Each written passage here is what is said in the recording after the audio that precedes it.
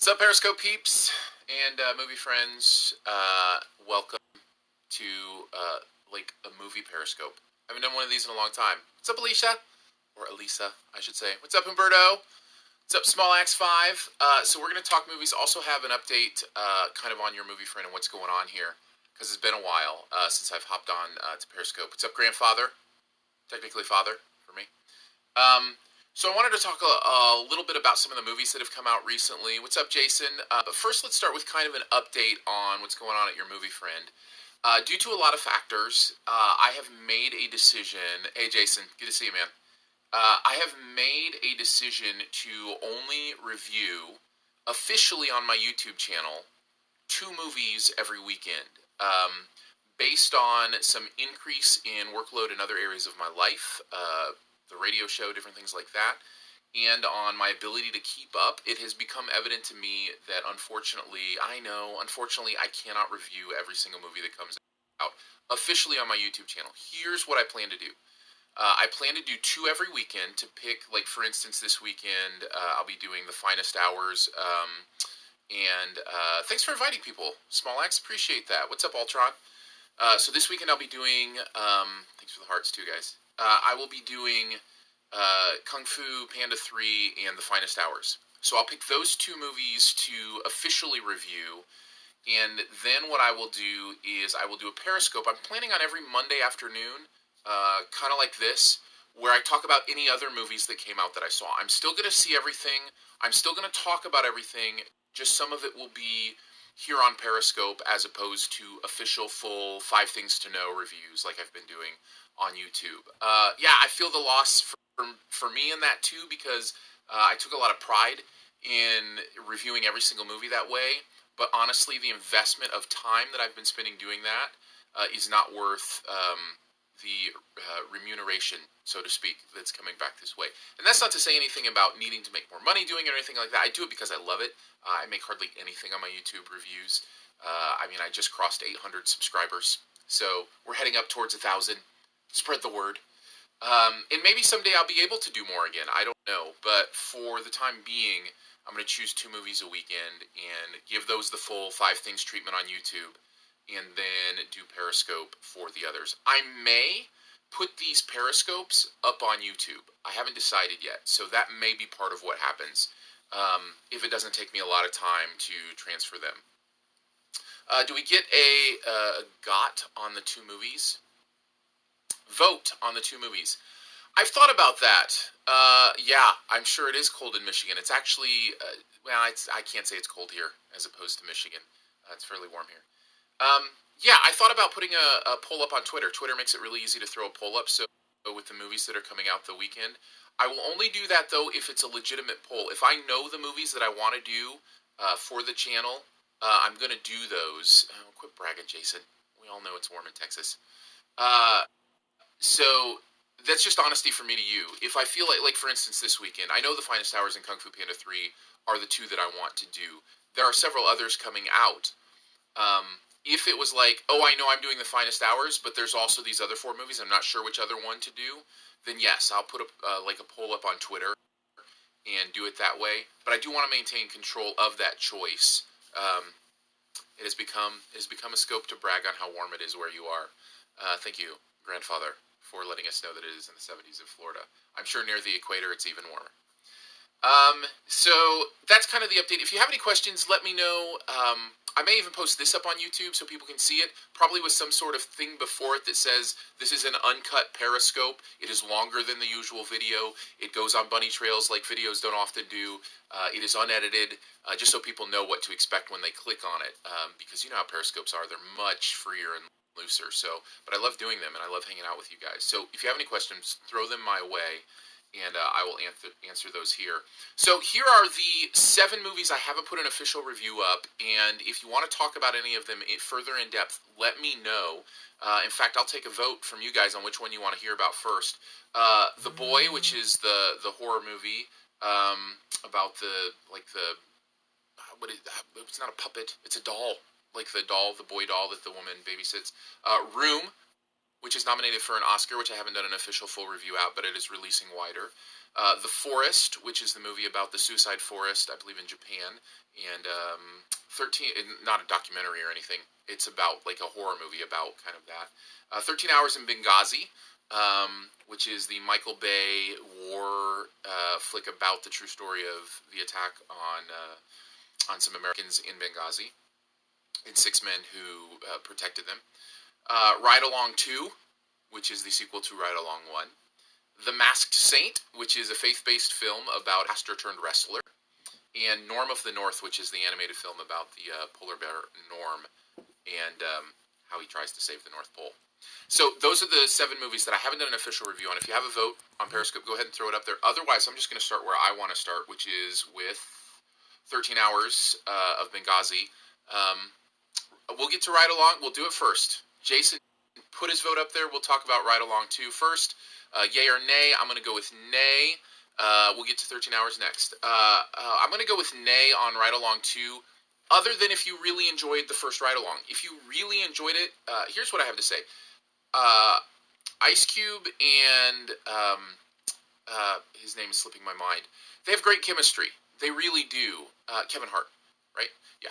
So they have great chemistry, and their comedic stuff is actually kind of funny together. The problem is the movie is so over the top and ridiculous that it's so eye-rolling at times.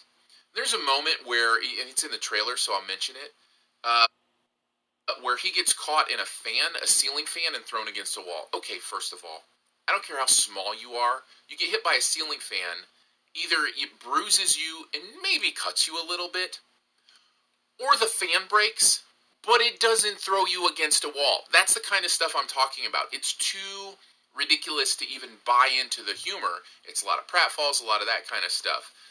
So I didn't really enjoy it that much. But if you enjoyed the first one, you might like it. So that's kind of Ride Along too. All right, let's talk 13 Hours in Benghazi. Whoa. So I have to applaud Michael Bay on some things here. Very nicely done. What a powerful story. I didn't know he had this kind of emotional skill in him. To see what these guys went through some great performances. John Krasinski is really good in this. Some very affecting moments.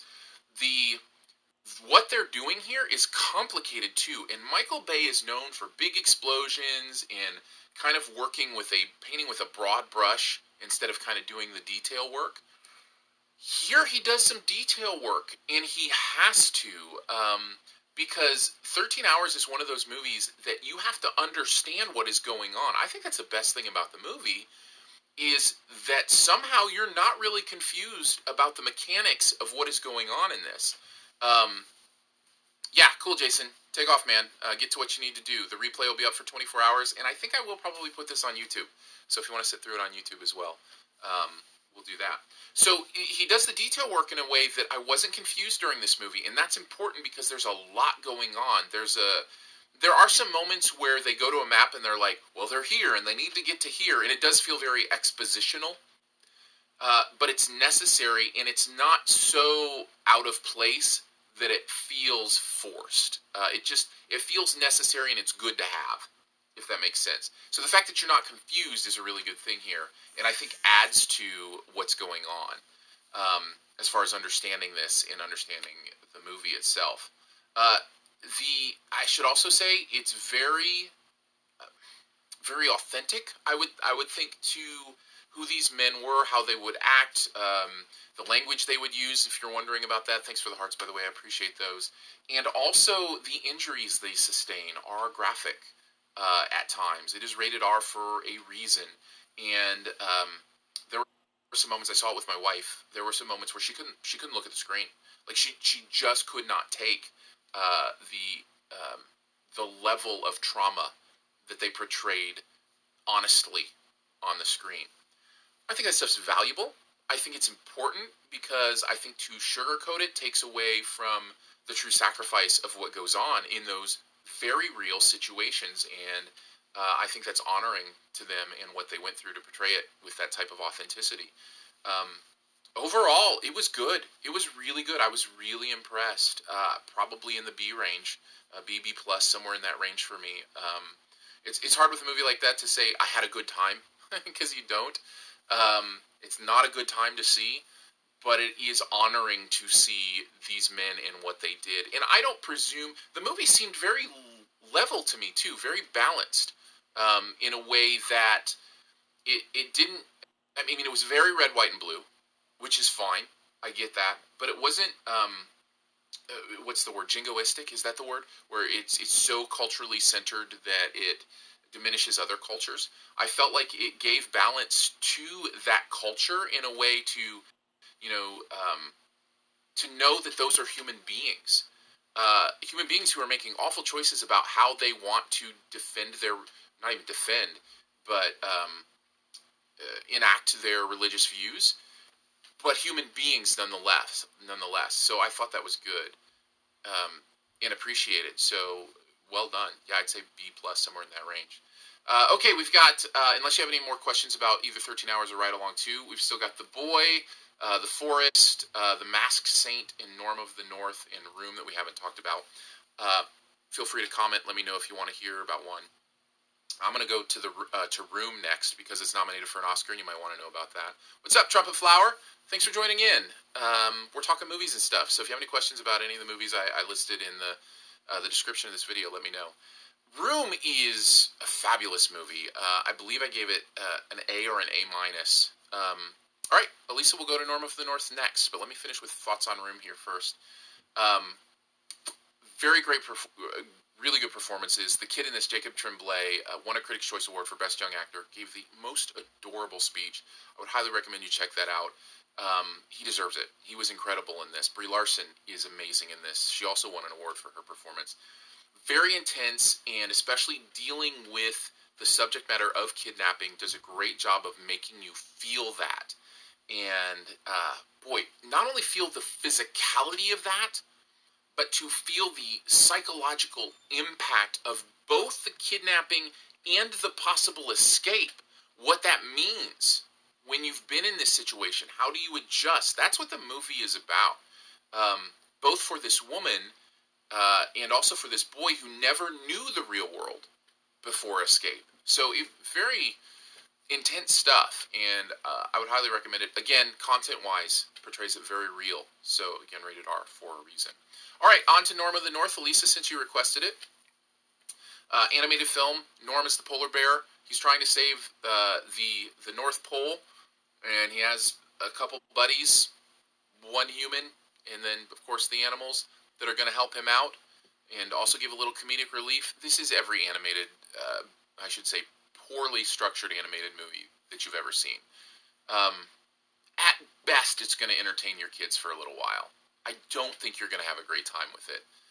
The animation is poor at best. The plot is basic and snoozeworthy. There's nothing interesting that happens here. Nothing you don't see coming a mile away. The jokes are lame and also crass. Crasser than I expected. A lot of fart jokes in this.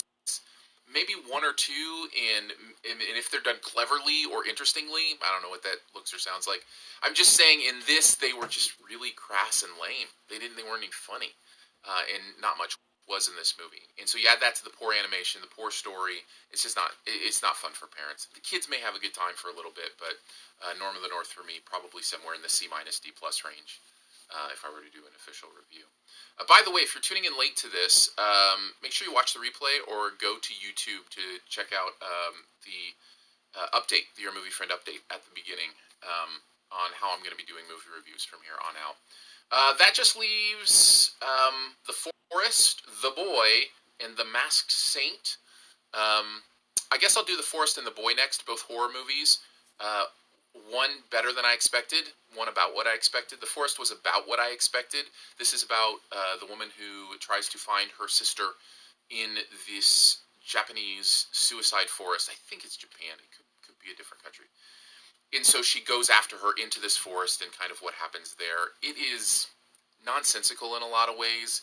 Lots of jump scares, cheap stuff, and in a plot that was way more confusing than it needed to be. Like, there's a complete lack of understanding of what's going on at some of these points. I think because they were trying to hide kind of part of the structure of the the mystical part of this world, and it just doesn't work. You're confused and therefore bored by what's going on. I didn't like The Forrest much at all. Again, probably a C, C minus, maybe even a D plus. Not great stuff. I was surprised. What's up, Gabu Pandimas? Thanks for joining in. If you want the whole thing, make sure you check out the replay. So I was a little bit surprised by The Boy. Do I know Homer Simpson? I've never met Homer Simpson, despite living in Springfield. He's never come by, dropped by, and borrowed anything. I think he borrows most of his stuff from Flanders. So, that's basically how it works.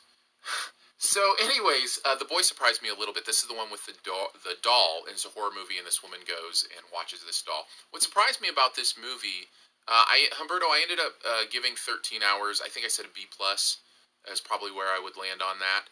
Almost in the A range. It really is impactful and intense and holds your attention.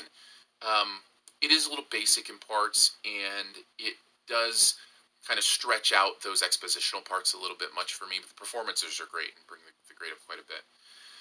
Anyhow, The Boy has a nice plot and a good reveal. It's got an interesting story structure that I was surprised how much I enjoyed. There's a lot of the basic horror stuff here, the stuff you're used to, the stuff that's a bit annoying, jump scares, all those kind of things. But there is something interesting. And also the performances are pretty decent here. And I should mention in The Forest, the performances aren't bad as well. So they did have that going for it. But here they were pretty decent too. And so I found myself more engaged in this movie than I usually am at a horror film, especially a basic horror film. It's not to say it's great, but there's something interesting there. Better than most, and I would say probably C plus, B minus for The Boy. And that just leaves The Masked Saint. Yes, The Masked Saint. This is easily... what's up, eFusco? This is easily the worst movie I've seen all year. Granted, we're only 27 days in. But, let's just say in the last 365 days. That may be a stretch, because, there was a Paul Blart Mall Cop 2 in there somewhere. This is a horrible movie. Right now I'm talking about The Masked Saint. This is a movie about a pastor who becomes a wrestler. This movie thinks it's being clever and drawing people in who may not have the same beliefs as are being espoused here. And unfortunately, it just feels like a hammer over the head with those beliefs. What could have been an interesting idea about wrestling with faith and using that metaphor of being a wrestler in the ring and then also wrestling as with faith completely falls flat because there's no wrestling with faith here. It's all obvious and it's all obviously truth and everybody should believe it, and it's just like that's not the real world. Yes, I believe those things, or you might believe those things, but that doesn't mean it's obvious to everybody, and it doesn't mean even when you believe it, you're not wrestling with issues of doubt and truth and all those kind of things. And it completely undermines any kind of point this movie might have had. Plus, the acting's horrible, and all those things that are usually second rate in a movie that is produced primarily because of its worldview. That's right. It could be a natural transition from wrestler to pastor in this case, and then kind of back to wrestler. That metaphor is kind of neat, but they just don't use it at all, and certainly not properly when they do touch on it even. Plus, there's just those ridiculous things with continuity that are missed. I also saw this one with my wife, and she thought it was the worst movie she's ever seen. She was rolling her eyes and couldn't stop talking about how ridiculous it was. It's just bad. It's just a bad movie in so many ways, which again is unfortunate because there might have been something here that could have been good. So there you go. Just catching up on like 7 movies, and then also kind of giving you an update on how this is going to work. So basically from now on, I will pick 2 movies every weekend to do a full review on YouTube, and then I will do Periscope. I'm thinking Monday afternoons. Certainly taking suggestions on when would be a good time to hang out and talk movies every Monday, and talk about the ones that I have missed. because I do want to, have those conversations. It's what I love. I love talking about movies, and then possibly throw these up on YouTube unedited as well, because that won't take me a lot of time, and let people see them that way too. So, thanks for your time. Appreciate you hanging out. Any final questions before I kind of close this one down and upload it to YouTube here in the next couple days? I think I will do that. Thanks for the hearts. Appreciate it. Thanks for tuning in either source. And thank you to Sora Masonver. I don't know. For dropping by at the very last second and catching the last few words. If you want to see the whole thing, you can obviously hit the replay or hit the YouTube channel. Just search for Aaron Dicer on YouTube. And make sure to hit the follow button. We'll talk movies every Monday. It'll be fun. So, peace out, guys. Catch you later.